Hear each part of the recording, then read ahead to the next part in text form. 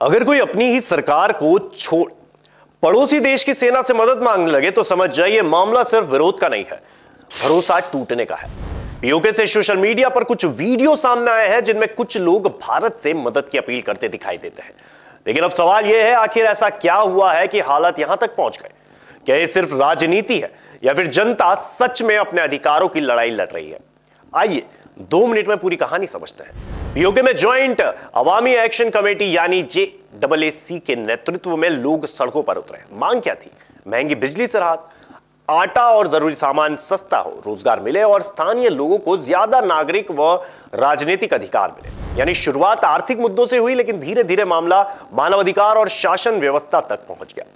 रावलकोट से मुजफ्फराबाद तक मार्च निकाला गया। इसके बाद स्थानीय संगठनों और कुछ मानवाधिकार समूहों ने आरोप लगाया कि सुरक्षा बलों ने प्रदर्शनकारियों पर बल प्रयोग किया। कुछ रिपोर्टों में दर्जनों लोगों के मारे जाने और कई लोगों के घायल होने के दावे किए गए। इन दावों की स्वतंत्र पुष्टि अभी तक नहीं हुई है। इसके साथ ही इंटरनेट बंद होने, कुछ शिक्षण संस्थानों पर असर और संचार बाधित होने जैसी खबर भी सामने आई है। इस दौरान सोशल मीडिया पर कुछ वीडियो वायरल हुए हैं जिनमें कुछ लोग भारत से मदद की अपील करते दिखाई दे रहे हैं। इन वीडियो की भी स्वतंत्र पुष्टि सभी मामलों में नहीं हुई है, लेकिन उन्होंने एक बड़ा सवाल जरूर खड़ा कर दिया है कि क्या पीओके में जनता का एक वर्ग अपनी मौजूदा व्यवस्था से बेहद नाराज है? पाकिस्तान सरकार का कहना है कि वह कानून व्यवस्था बनाए रखने के लिए कार्रवाई कर रही है। वहीं मानसिक मानवाधिकार संगठनों ने संयुक्त राष्ट्र और अन्य अंतरराष्ट्रीय संस्थानों से स्वतंत्र जांच की मांग की है।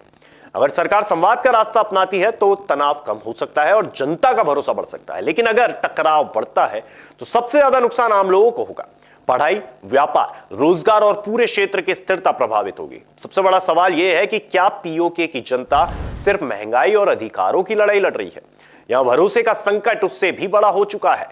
इन सवालों का अंतिम जवाब केवल निष्पक्ष जांच से ही मिलेगा, लेकिन इतना तय है, जहां जनता अपनी आवाज सुनाने के लिए सड़क पर उतर है, वहां समस्या सिर्फ कानून व्यवस्था की नहीं, व्यवस्था की भी होती है।